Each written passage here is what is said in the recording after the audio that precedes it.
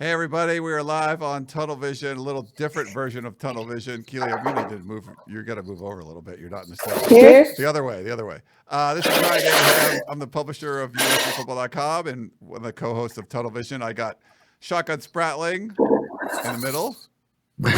Say hi, Shotgun.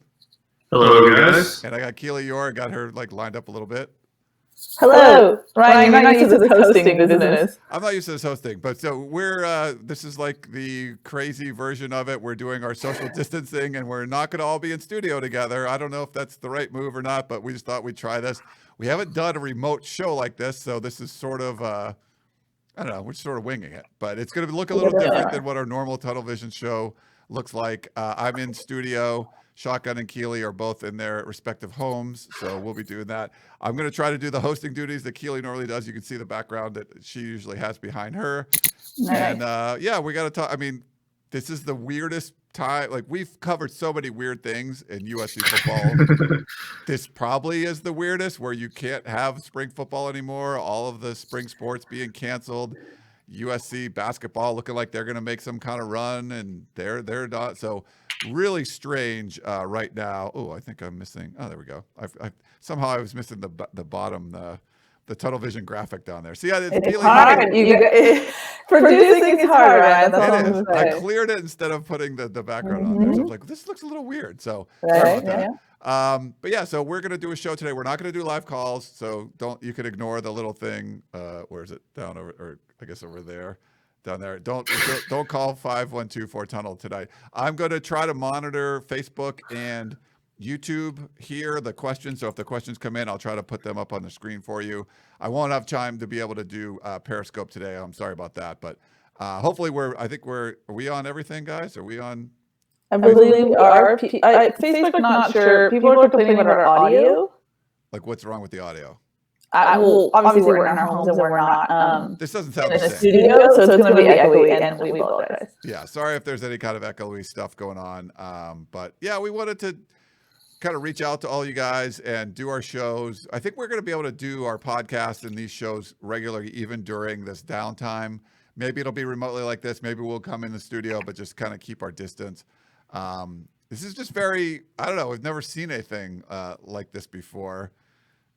Shotgun, for you, someone that has been covering basketball closely, you actually flew to Vegas and had to fly back because they canceled the tournament while you were on your way.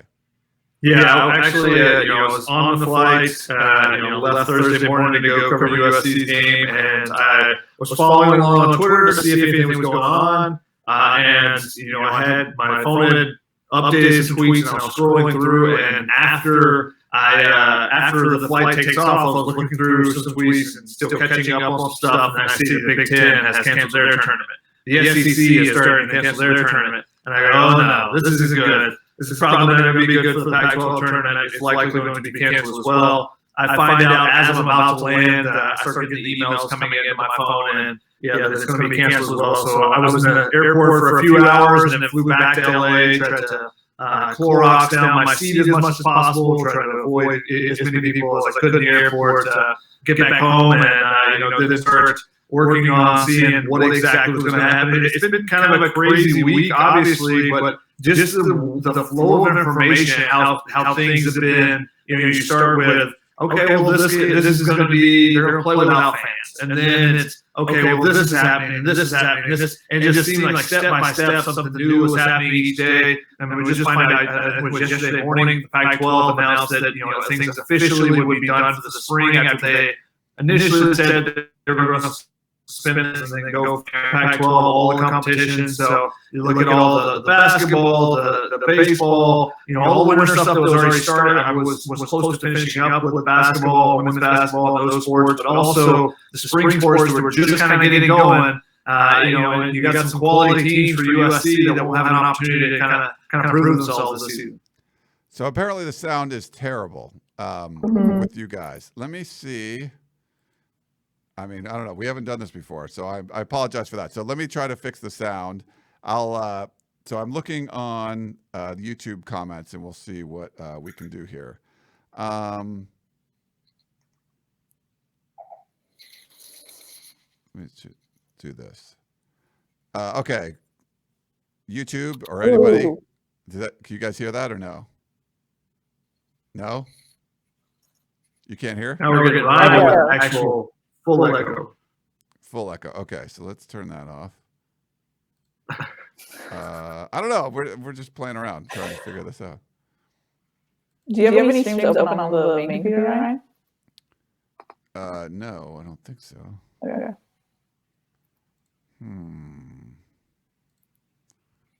This is bad.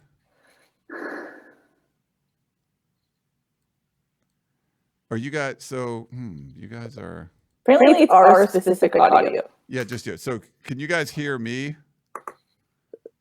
Are you doing us or? No, I guess can everyone. So they said Keely and Shotgun can't be understood, just Ryan. Okay. It's usually big. Yeah, they just want me. No. Check. Okay, you guys give me like a mic check or something? Hello, my name is Keely. Yeah, I don't know. This could be bad. This could be bad for a remote. Make an effort here, guys. We're doing what we can. What do you say? I said we're doing what we can here. Yeah, I don't know. I'm not sure what the like we have the microphones coming in. Maybe it's this. We're just playing along as we go. The USCFootball.com motto. Sorry, we haven't done this remote thing before, and I do apologize for that. I'm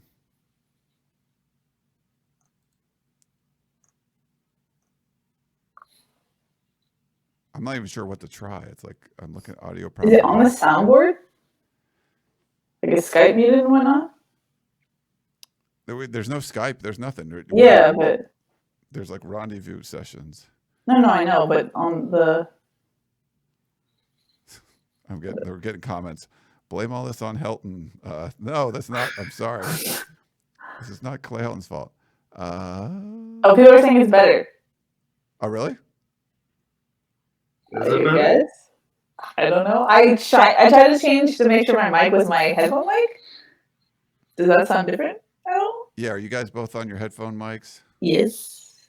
Because in the settings it doesn't specify your microphone mic. So you should double check.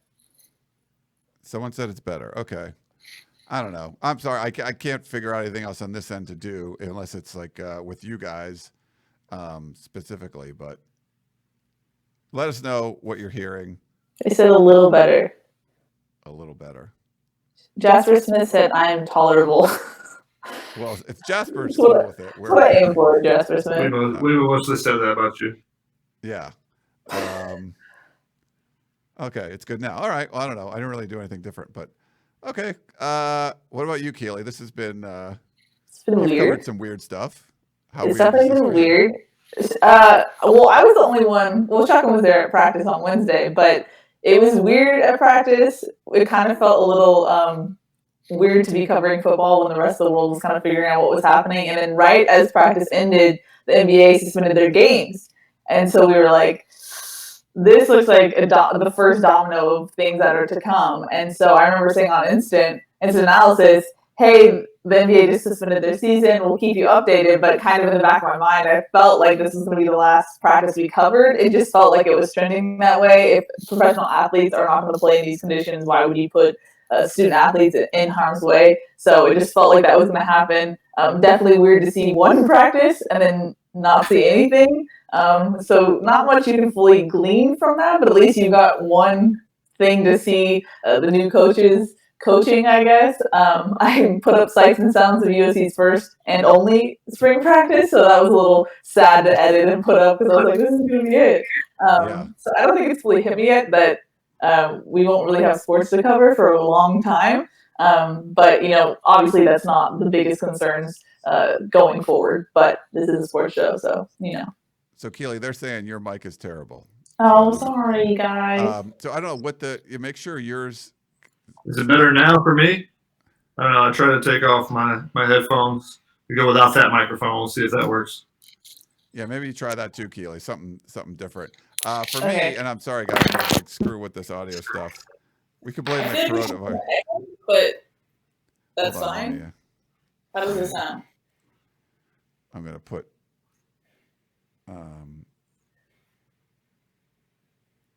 Hold on. Sounds like I'm in space. Yeah, I put it. Let me see. Yeah, I'll put that up there.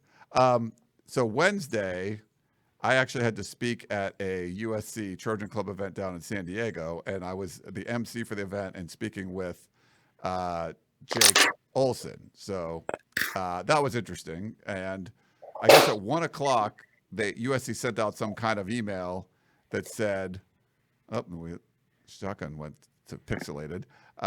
Shotgun went to the Matrix somewhere. So they sent out this email that's like, hey, you can't do these events. And the group was always like, well, we already have everyone here, so we're going to do the event. And we're all like sitting at the table eating dinner.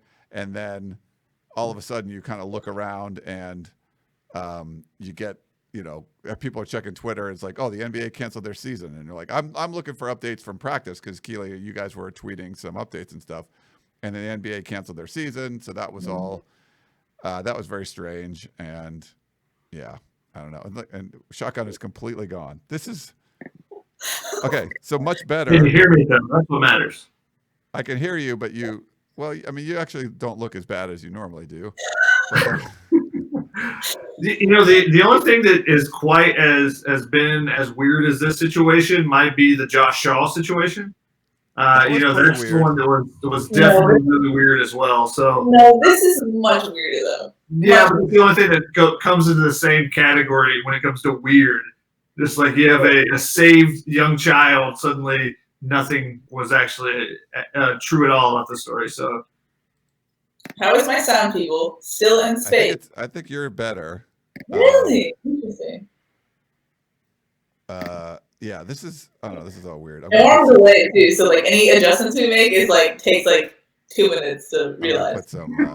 Put some comments up there. I tried to take away Shotgun's. Oh, there he's back. Nice. The Shotgun was just pixelated Matrix guy for a while. So, yeah, so it was weird. So we were doing the event and Jake is not. He's really laid back. He's like. People are just going crazy. We were talking about the toilet paper shortages and all that kind of stuff. But it was just weird because you see people and you want to shake their hands and you can't shake their hands. And it was, I felt like that was the last, there was about 80 people there. So you're not supposed to do those things anymore. But I think that was the last sort of group thing. I'm going to speak in front of a bunch of people for quite a while, it's probably not going to happen for a while. And then just oh, can you go to your friend's house? What can you do?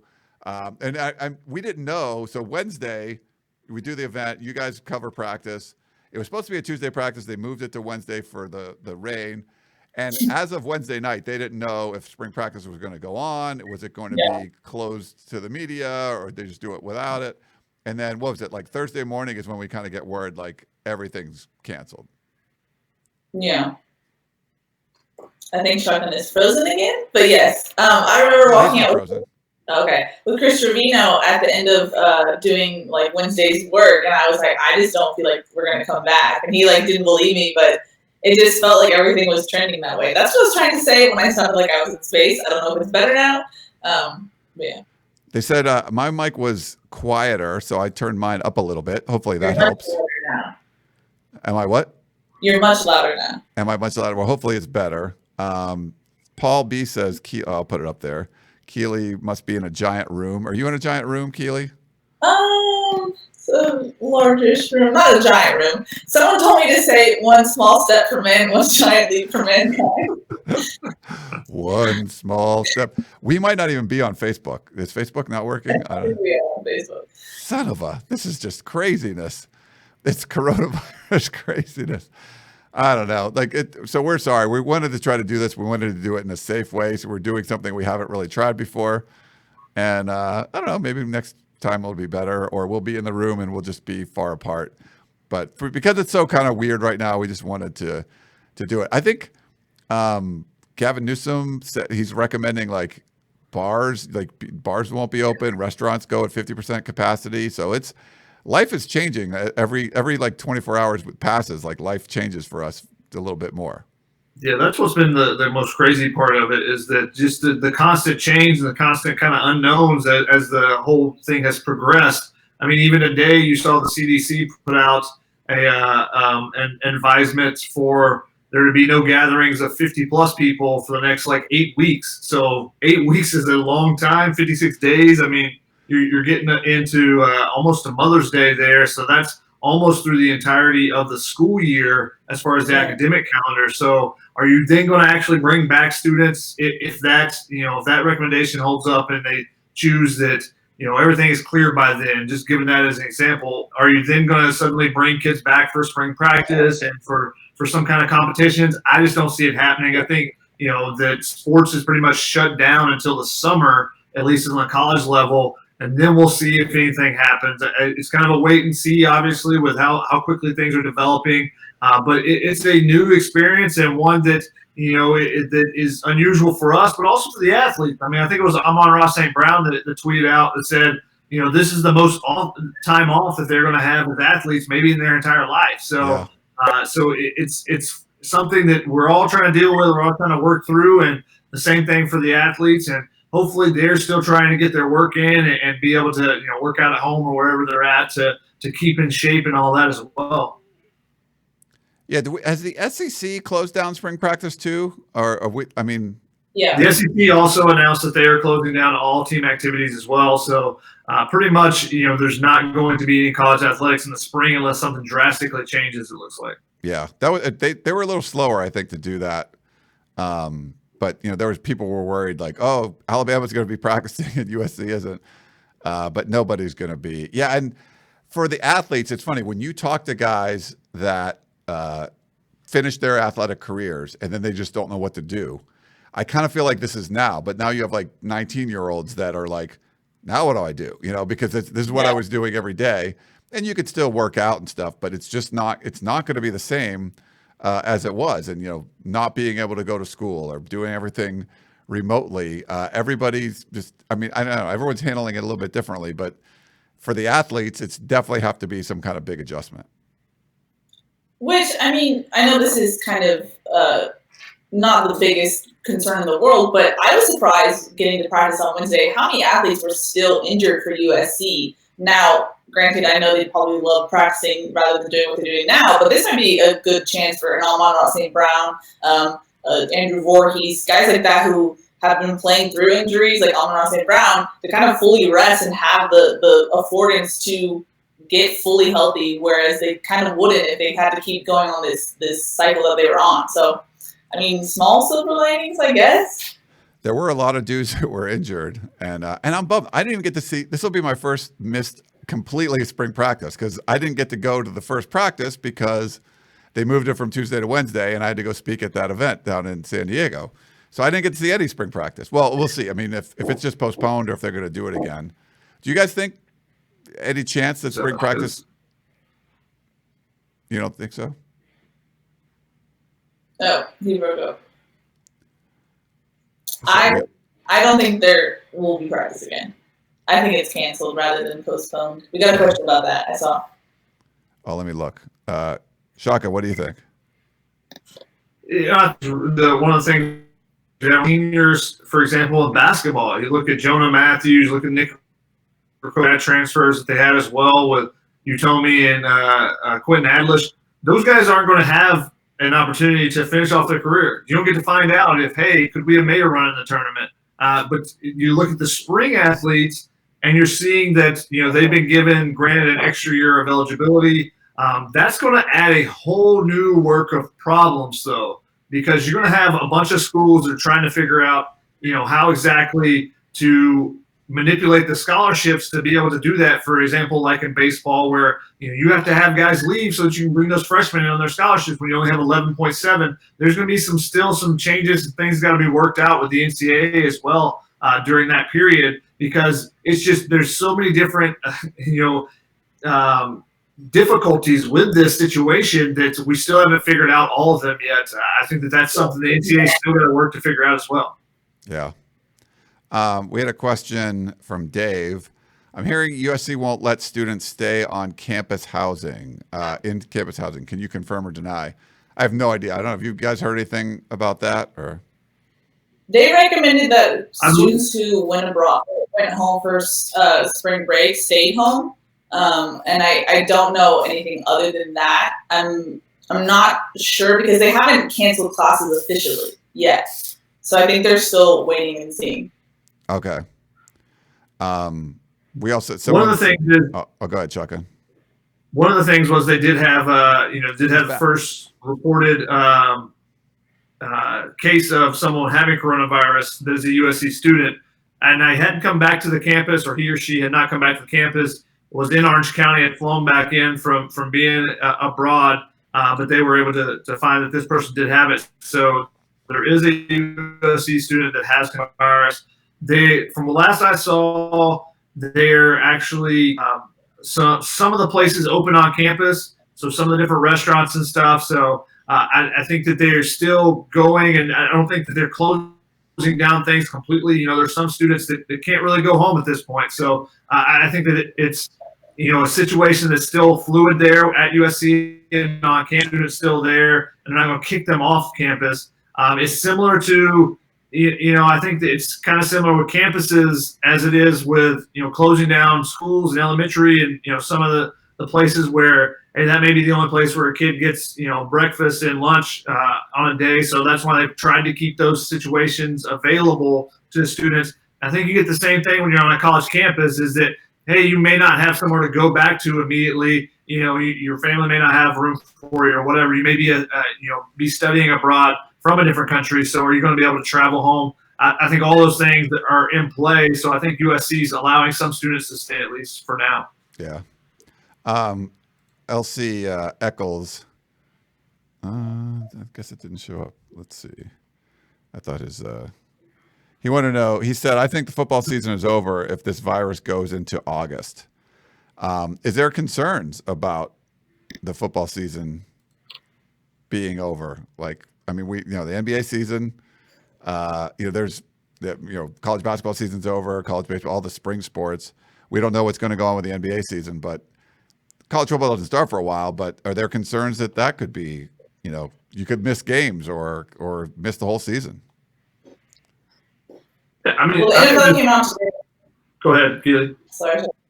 Yeah, the NFL came out today and said they're still moving forward with the season starting as planned. Now, things could get worse, and that could always change. I mean, look how much things have changed in the last week. But right now, the NFL said that things are going as planned. Now, colleges might be more hesitant, so I think that's a different case for student athletes. But right now, the NFL is moving forward with things as normal.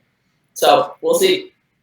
All right. But I think there definitely is concern about the college football season, the NFL season as well. It's just we don't know where this virus is going to go and how quickly in the United States they can get the testing done to be able to tell who has contracted it, how they can isolate and quarantine, who needs to be, and what the spread is going to be. Everyone's got their figures and they're looking at it and, flattening the curve and all these things. But we really don't know until things start to develop a little bit more. You saw how quickly things can change in certain countries, whether it be for the positive in South Korea, where they had a number of cases and they really attacked it and kind of flattened that thing out, versus in Italy where, people were not taking, the precautions that maybe they needed to, and suddenly they had a big burst, a big spike, and it's kind of overwhelmed their medical system. So a lot of those things are still to be determined about the United States and how things are kind of developed. And then once we see how the health of our citizens are, then we can start worrying about how the health of the sports will be, when people can take back to a field and be able to, attend games and all those things that we want to see happen in the future. We got, here's Daniel. This is a football question. Which wide receiver had the best practice on Wednesday? I wasn't there, so who do you guys think? Shot. Ben, you can go first. I'll go with Brew McCoy. I mean, I thought just seeing him in person, getting the opportunity. The one thing that really stood out about the wide receivers was the intensity with the cornerbacks. The back and forth, the one-on-ones were really intense.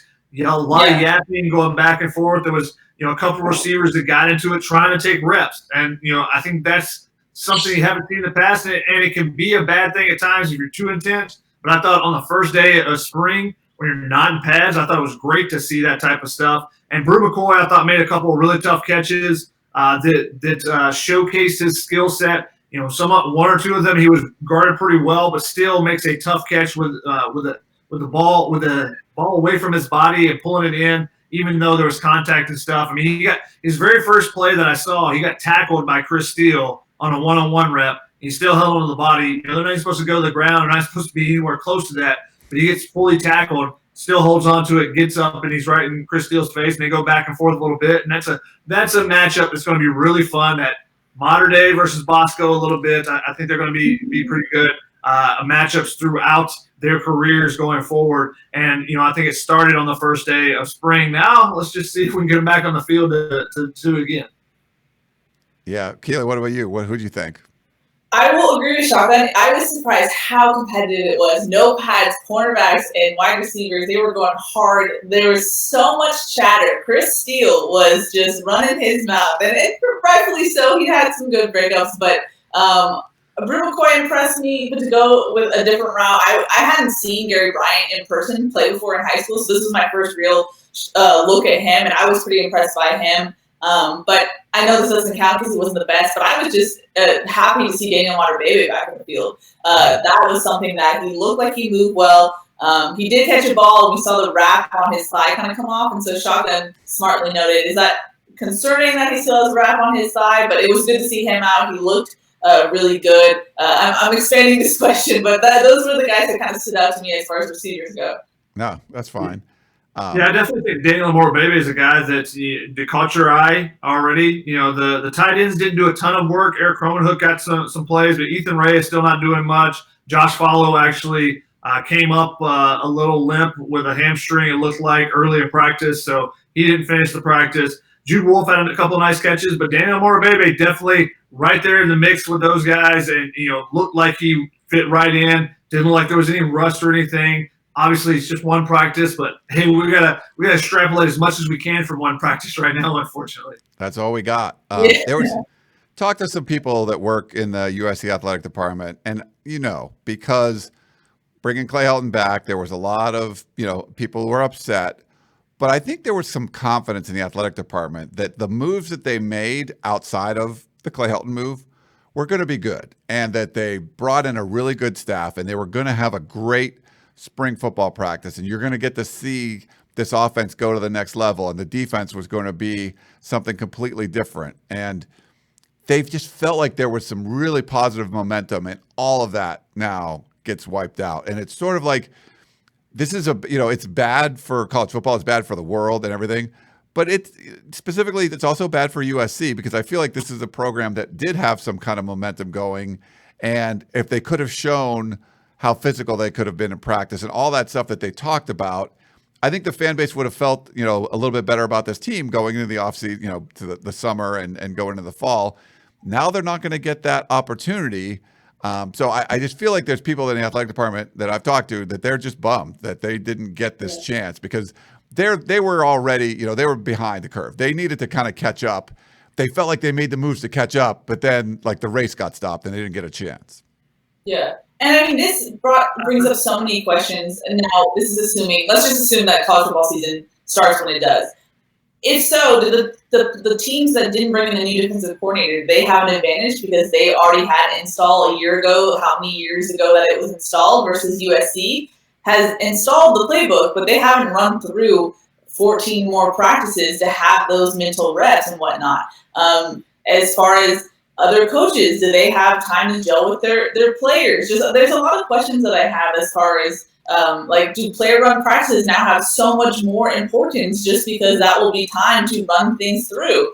Just random questions that I know don't mean much in the long run, but it's just things that how much this throws a wrench into everything in the college football season. But as far as the positivity of the new coaches, one thing that I just want to add is I was really impressed by how involved the defensive coaches were in the special teams portion of practice. That's something where in past regimes, staff, or whatever, we'd see Clancy Pendergast kind of stand off to the side talking to some guys. It kind of just felt like, this is special teams, we'll wait, and then we'll keep going. Todd Orlando, Craig Niver, they were so into it, screaming about it. Niver was screaming, and obviously he was the special teams coordinator at Texas, so that makes sense. But Vic So'oto was organizing guys to come back, to be first team go on, second team go on, kind of keeping that organization going. So it was a full, Dante Williams as well, it was a full defensive effort on the special teams portion of practice, which is something we've seen other staffs kind of not be very engaged in. And so I don't know how much of this people could understand. So this sounds like I'm a submarine, but that was my 2 cents. I think that's a great point about the install and having a new coordinator, how much that's going to set back some teams. I think that makes it even more important when you do have that time with players. That you're going to be able to install stuff and do it quickly. How advanced can you insert things that you want to insert eventually, or do you have to keep it to the basics? And I think another thing when you talk about Ryan, what you said about losing the momentum, which Ricky Reed said, "What momentum, Ryan?" The team got blasted by Iowa when they were last. Hold on, I'll pull that up there, Ricky. Yeah, Ricky, I'll pull this comment up there. Yeah. But one of the things that I think is hurt, the USC's hurt here as well, is they were building some recruiting momentum as well. They did get a commitment from Mason Murphy the other day, the offensive lineman from Jay Serra, but they're not going to be able to have kids on campus, to show the energy, to show that things are different. So kids that haven't been there, or maybe they're kind of still on the fence about what this new staff can do, I think it's definitely going to set them back because they can't get them on campus to show them, hey, look, this is different. This is how we're doing things now, type of thing. So I think that it hurts USC there as well. Any programs, like Keely said, that have made changes, I think they're at a disadvantage right now because of this. Yeah. And Ricky Reed, so I'll give you guys, we haven't done a food analogy yet, so I'll kind of give you one. So say you got a restaurant that's failing, right? So the last meal you served sucked. That's the Iowa game, all right? But then you retooled a lot of the stuff. You haven't changed the head chef, so there's questions about that. But you changed a lot of the sous chefs. You changed the menu, and you haven't had. It's not opening day yet. It's not opening night. But everything looks. It's like you just want the people to come out and see it. It's like, oh, this is going to be great. Wait till you taste this food, and so it looks like everything's good. You've made all the right changes, but then the restaurant closes and you're not allowed to open and you can't show everyone the food. So you can tell everyone we had these private tastings and all the menus great and everything, but until you hasn't gone out to the public yet. So I kind of feel like that's what USC is doing. I'm not guaranteeing things were going to be like 1,000% better, but it looked like it was going to be better, Ricky. So yes, they still lost to Iowa and they got pumped by Iowa. That was terrible, but they made some changes outside of the big one that you wanted. We know that that's the one you wanted. Most everyone did. But they had made some changes that they wanted to kind of show like, hey, look, we still did some good things in this offseason. And they just didn't get a chance to do that because obviously the spring practice was cut short. Yeah. If that makes sense. But thanks, Ricky. And Shotgun saw that one as well. Let me see if we got any other ones. Yeah, there was a lot of there was some Trader Joe's talk and some Costco talk. Yeah. There's a lot of that. Yeah,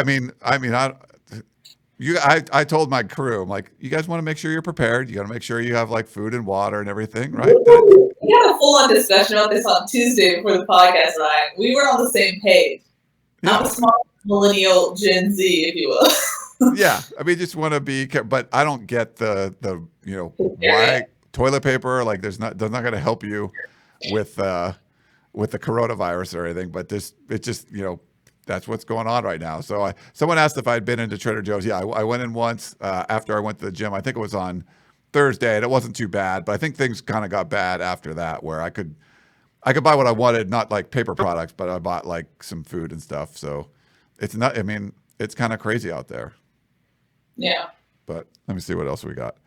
Someone liked my analogy. Oh, I should put that one up there. Yeah, that's good.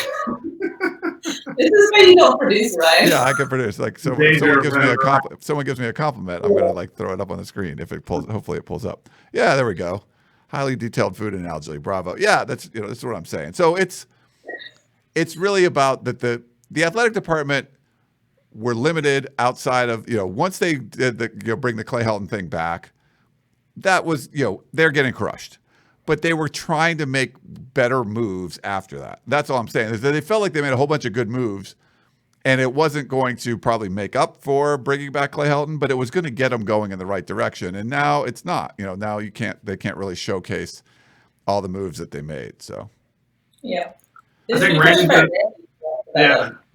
What was that? Randy's question: can you see them expanding fall camp if they're not able to get spring practice in? I think this is a great question, and again, an unknown. We're not really sure what's going to happen there, but that's something that I would definitely put out there especially if I'm a program that has made some changes to the staff and you're trying to be able to implement new offense or defense or something like that, because the time that you're losing in spring is just such a good opportunity to install, even if you have guys that are injured, because they can see it being done. It's just so different when you see it in action versus seeing it on a classroom whiteboard or seeing it in film study or something. When you see the players and you see the coaches making adjustments on the fly and telling guys where they should be or not be, I think that makes such a difference versus being in a classroom and trying to learn that way. So I think that it'd be great for USC if it does happen, but then you're going to run the risk of it's all about the NCAA and what they want to do, and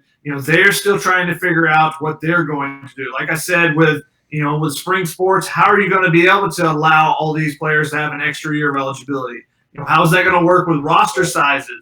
If you have 10 seniors on a roster and you bring in 8 more freshmen, well, are you going to have to now cut 8 players that were on your roster this season to be able to bring those freshmen in, or how is that going to work? I think you're going to see expanded rosters. I think you're going to see some differences to the scholarships and stuff going forward for those spring programs. So, but I think it's all still and a work in progress and something that we're going to be monitoring as the time goes.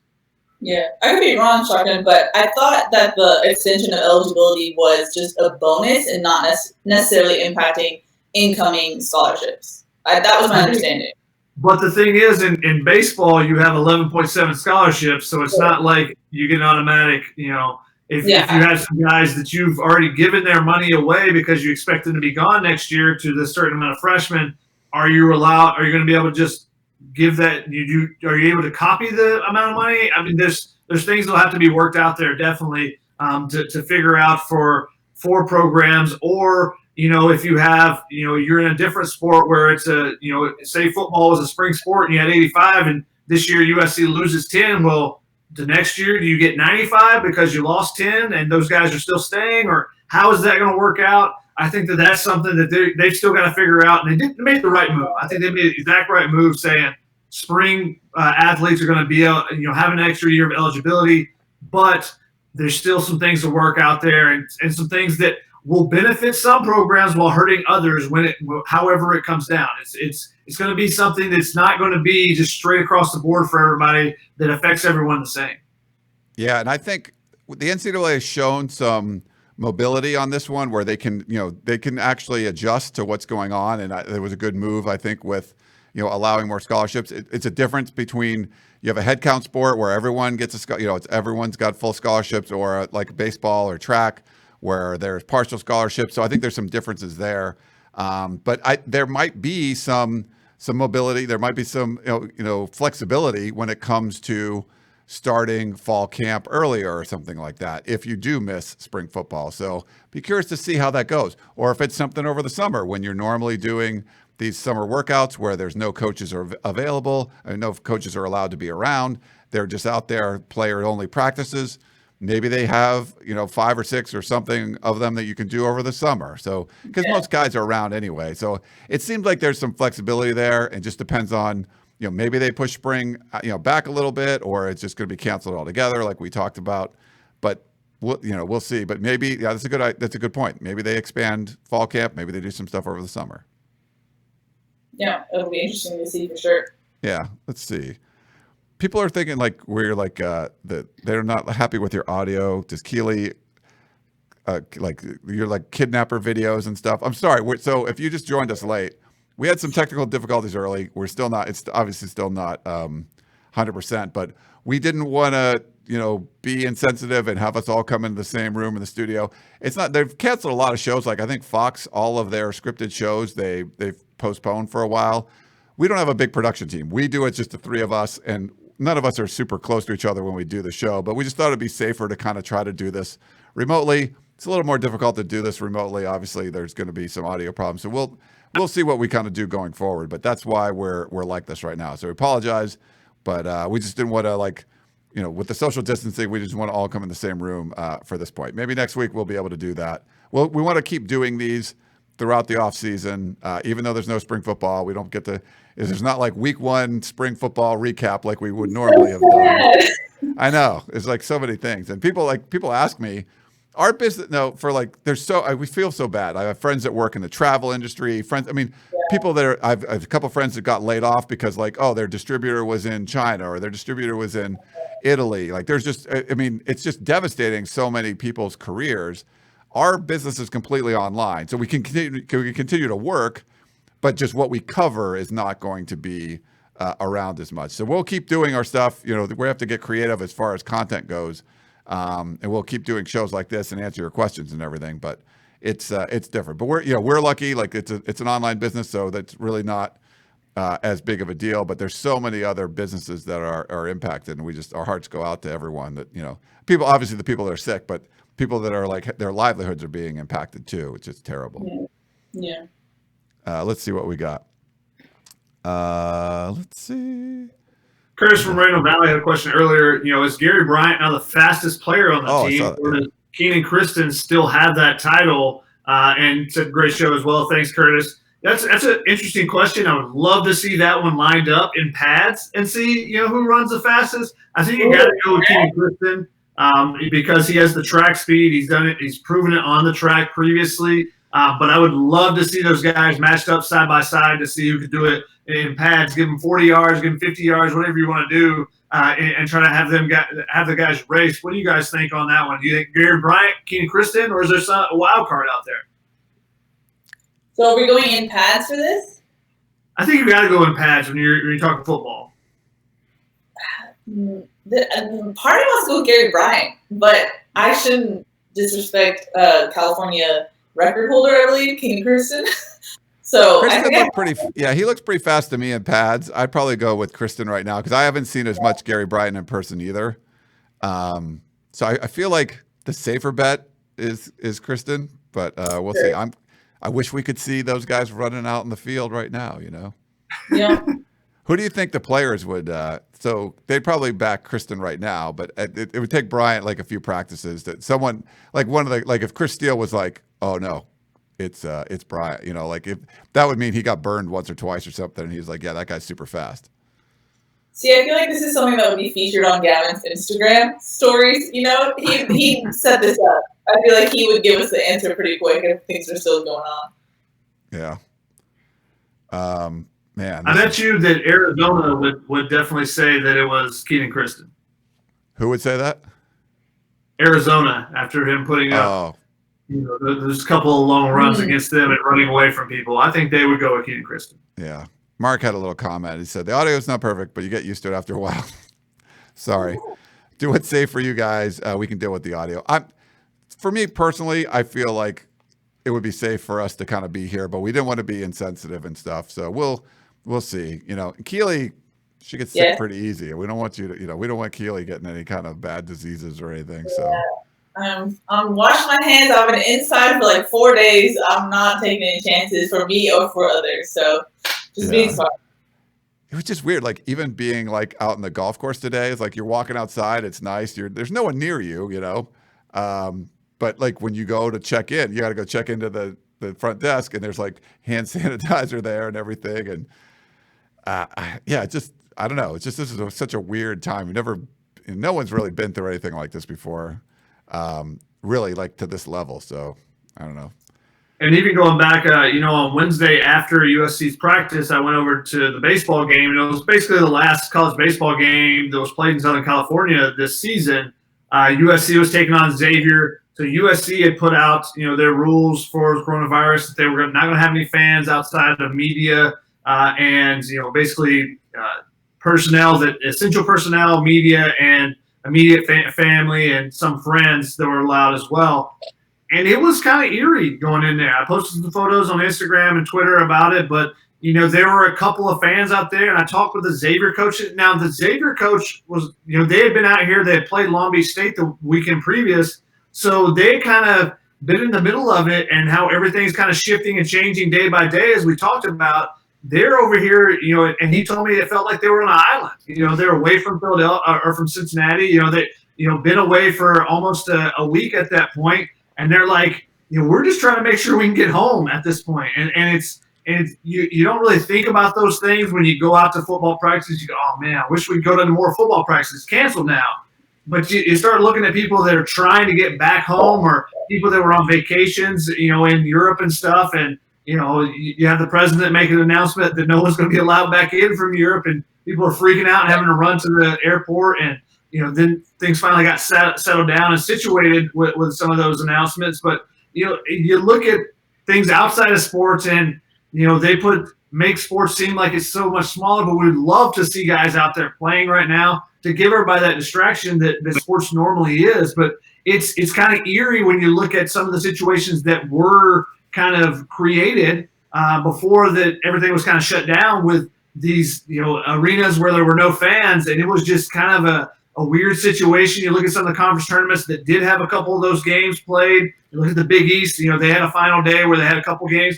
Their game gets canceled. In the final basketball game of this season gets called at halftime.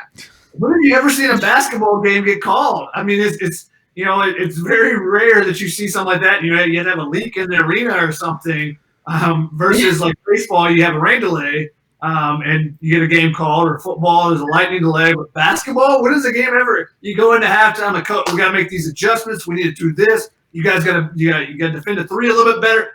Oh no, never mind. We're just not going to finish this. We're done. So, what a crazy time for some of these things. And again, like the best word was eerie for me on Wednesday, going to that USC baseball game and seeing the crowd there, which actually had more Xavier people than USC. The other aspect of this, with USC bringing in a whole bunch of new coaches, they have new people in the athletic department. A lot of those people were living in the hotel, and it's not like they have homes to really go back to, and it puts them in a really weird spot. They were like basically in the process of trying to move their families from wherever they're coming from to Southern California. And do you go back? How you can't recruit, you can't bring people on. Can you just work remotely? It's a weird spot. What Shotgun talked about, there's an advantage to anyone that has like a lack of turnover, because you can kind of keep everything rolling. For a program like USC, where you made a whole bunch of changes, there's some disadvantages there. And all those new coaches, like, it's not like they've all moved into their homes or anything yet. So there's a lot of weird stuff kind of going on with all of them. So, hopefully their families, everyone, they can kind of get settled and find the right spot. And, but yeah, you try to live it out of the hotel. What if they close the restaurant there? Like, man, this is weird. It's just weird stuff. No, that's right. Ryan, have you heard anything about like what the protocol is going forward for the athletic department? Because their job is to, run the sports, and that's done now. Yeah, I'm not sure. I mean, I know, one of the people one of the new members of the athletic department was living in the hotel, moved back to his home for a while because he can work, but he's going to work remotely. There's no reason to really be there. So I think they're going to keep, there's a lot of things to fix. So even though they're not attending to the current sports, there's still some hirings to do. There's still a lot of stuff kind of going on that they need to try to address in the athletic department, but they're being flexible and letting people kind of go home if they haven't really settled in yet. There was a really good piece in the LA Times kind of explaining what Mike Bone and his staff had to do when they were in Las Vegas trying to figure out what was going on, and the sort of the decisions that were being made, the discussions that were going on, because it's crazy. It's sort of like, what do we do? Like, can you? And I think one of it was like, hey, we're not going to let the lacrosse team get on a plane. They had to send them on a bus, and then as soon as all that stuff was canceled, they had to turn around. So it was interesting. If you want to check that out and read it, just what they have to do. But Keely, I think they're going to be more focused on trying to like make sure they get things back to status quo. Not status quo, but make things better in the athletic department, even though you're not attending the specific teams. Yeah, no, that makes sense. I think this actually could be an opportunity for, with the new staff that's come in and how much work that it seems like they've had to do and that they still need to do. I think it's a great opportunity for them to be able to focus a little bit more, that they don't have to worry about, hey, I need to go out and see how women's tennis is doing. I need to go out and check out the baseball game. Now you're in the office or in the virtual office, 24/7. You spend your 9 to 5 or however long you're spending each day on just trying to figure out the things that's going to make this program better, rather than worrying about the day to day of what is going on. You can focus solely on the future and know that basically you have a break of. Usually you have a summer break. Now you got a spring and summer break to try to figure out all these things. So I think that might actually be an advantage for this new staff that is trying to wrap their head around, and they've been doing this for a little while now since being hired, is trying to figure out exactly the right way they can attack things. Now they've got some new challenges, obviously, with this, but I think a lot of them are going to be decided by the NCAA and what the NCAA and the Pac-12 in front of them kind of allow. So I think until anything changes as far as, hey, athletes can get back on the field, athletes can get back in the facilities working out and stuff, I think that this is an opportunity for them to really focus in on all the behind the scenes stuff that they need to be doing. And maybe that actually leads to USC taking a step forward sooner than maybe they would during a normal time. Yeah, that's a good point. I had a question brought up. This is from Ricky again. Hey guys, the team need to win the conference and get into the playoff for Clay Helton to retain his job.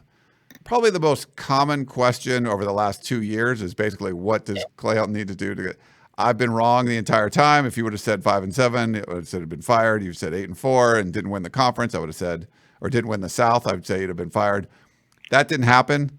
I kind of think Ricky's right. I think you got to win I think winning the Pac-12 at a minimum this year, but I've been wrong before. I'm not going to be in the business of predicting this. Do you guys have any thoughts? Well, I mean, I made it a personal goal not to talk about what it would take for Helton to get fired, just because it's been so off the past 2 years, and I feel like those making the decisions have changed as well. Now I feel like we have a better sense of what is required from this new athletic department staff that's come in, Mike Bone and those below him, but still, I don't know. And to be honest, we don't even know what this football season is going to look like. Could he be given an extra year just because this is a crazy time and we don't know how much time he'd have to prepare and whatnot? So once again, I'm not having any predictions or whatnot, but you would have to think that going to the Pac-12 would be on their radar as far as expectations, just because the way the conference is set up going into this next season. But again, it feels a little dumb talking about this because we don't know what this season is even going to look like or when it's going to start. So yeah, that's true. A little shout out, Austin. Shout out to all the equipment managers. I'm like, oh, that's nice. We also had a question from Tito. Can this be the year Caleb Trembley finally breaks out?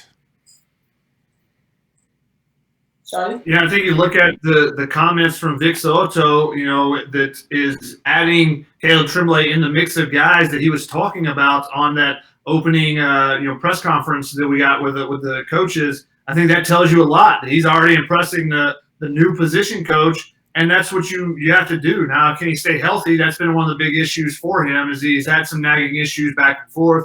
Another guy like Jacob Lichtenstein, can he get healthy and get back in the mix? He was in the rotation before he got injured at the end of the 2018 season. So I think there's, that defensive line depth can be legit and can be guys that they just sub in and out, keep fresh guys out there. Very similar to what you saw from Ohio State when USC played in the Cotton Bowl. That's the type of depth the USC has the potential to have. Now, I don't know that they don't have the same type of playmakers that Ohio State group had, just because you don't have Nick Bosa, and that guy is just a freak to begin with. and then Chase Young coming after him. Those two guys are bookending. That's ridiculous talent level right there. USC doesn't quite have that, but overall the depth can be up there, and it can be similar where they're just rotating guys constantly to force the offensive line just to tire them out, wear them out, put pressure on there constantly. And I think that Caleb Trembley is a big part of that. If he can get to that next level, because he's a guy that has shown flashes. We've seen him. We've seen the chances where he just has really good pass rush, but he's got to do a little bit more and get to that next level. Yeah. Thanks, Tito, for that question. Keely, someone said, Keely, blink twice if you need help. So like, she's not being held hostage. She's here voluntarily. I'm have the concerned eyes. I'm not as bubbly as normal because we're concerned. This is differently weird. Keely, I have a particular set of skills, like the Taken movie, Here's one from Mark. Do you guys think more recruits will sign in February this year instead of the early signing day with the lack of spring and possibly summer visits? Could that help USC if they do make a head coach change? That's going to be a tough one, without being able to know. More important than the official visits in the spring and potentially in the summer is that are the top end guys getting around to see all the programs that they want to see? The guys. Now, Corey Foreman's already committed, but we'll use him as an example. If he wants to go and see all the schools around the country, he wants to go to Michigan, he wants to go to Penn State, he wants to go to Ohio State, Alabama, Clemson. That's what you take a tour kind of during the spring or summer. You and your parents, you fly out. I'm trying to think of who it was last year, but someone flew out to LSU. And they drove from there, and they went to Alabama. I think they went to Ole Miss. They went to Georgia and Clemson, all in the same kind of a week-long road trip over their spring break at high school or whatever it is. Maybe those opportunities aren't quite there, so maybe some of the student athletes maybe wait a little bit and say, let me take my time a little bit more, and those official visits become that much more important in the fall or in the winter when those visits can take place. So maybe you see more students kind of push it off this season. I think that will depend on when people are allowed to get back on campus. If there is even a season next year, you're not going to take any official visits if there's no season in the fall. So I think a lot of that will determine when those visits are taken. But I think it could definitely have an effect on more recruits signing in February versus early. No, that makes sense. I think what Mark's referring to, it's not just could it help USC with the head coaching change? USC just recruits better when it's fall as opposed to, December. February as opposed to December. USC's been hurt more by the early signing period. So, yeah, potentially if there's less people signing during the early signing period, that could be a benefit to USC, even without a coaching change, just because USC seems to recruit better when it's February. I changed my mic. I'm not sure if it works. Is it better or worse? I can't tell. People said it. Let us know. Yeah. Really? I mean, sounds better to me. Going back to the visit and the change there, I think that you saw the first year when the December visits or the December commitment early signing period was allowed. I think you saw that there were more kids in February that year than we have seen the last couple of years, and part of it was because you didn't have the opportunity to visit during the spring at that time. They made the decision, I want to say April or May, and so they didn't have spring visits. But the next year there were spring visits. There were this past year, so I think that has an opportunity to change the direction of when kids do actually make their decision and make their decision to sign. I think we lost the ability to get questions anymore. So. Oh. And we're about the hour mark anyway, so this has not been the smoothest of Tunnel Vision, so we do apologize for that. We wanted to try to do something different during this crazy time. Do you guys have anything? We'll probably wrap things up. Do you guys have anything else you want to get off your chest before we sign off here? Oh man, I mean, be safe out there. Flatten the curve. If you're a younger demographic, you can still spread to people. Think about the older people in your life. Be safe. We love you guys. Thanks for putting up with this kind of janky version of Tunnel Vision, but we wanted to give you guys some semblance of normalcy, even though things are crazy out there. Yeah. I agree with Keely. a couple of questions to answer. Dave had a great, it's more of a suggestion than a question that we can answer. If the virus is over by the end of May, in 2 months, could the NCAA just move spring football, quote unquote, practice the summer, say June and July, have a 2 or 3 week break before fall camp? I think that's a great suggestion, but again, another one we have to wait and see how things kind of play out. And, you know, I think that you're looking at this and it's a day-by-day type of situation. We're going to try to keep you up to date with as much as we can with USC on their side, but it's all about what happens in the grander scheme of things before, you know, whether athletics are played at all, whether it gets to the NCAA, whether it's USC's athletics, all that stuff will start coming into play. You know, if more and more people take the precautions that are necessary and try to eradicate, you know, what we can and get everybody tested and all those things that are hopefully in the works going forward. But it all starts with each individual. You know, you do your own part and try to help out with people around you, and then hopefully we get some sports back in a few months. Yeah, it's great. Hopefully we do. I mean, that's what we love. That's what we love to do. We love all of you. Like Keely said, it's great that all the people that are commenting and post on the message boards and on uscfootball.com, on Twitter, wherever. You guys are awesome. It's, you know, that's the reason. You guys are the reason why we do all this stuff. And maybe this was overkill. We're like Keely said, we're just trying to kind of flatten the curve because we want people to be healthy. We want this sports to be able to come back. So maybe next week we'll see, you know, where we are. We can, you know, try to be safe and do it in studio. But like I said, we just didn't want to be insensitive, and like this seems safer, although it's kind of janky and the audio wasn't the greatest all the time. So we do apologize for that. But we wanted to do a show. We wanted to get out there, which we haven't done for a while. So hopefully you guys enjoyed it. I think that'll wrap it up. That's Keely Eure over, where is she over there? Wait, where at? Is she that one? Keely Eure. And then Shotgun a little closer. And I'm Ryan Abraham. Thanks for tuning in to the janky version of Tunnel Vision. And we'll talk to you next.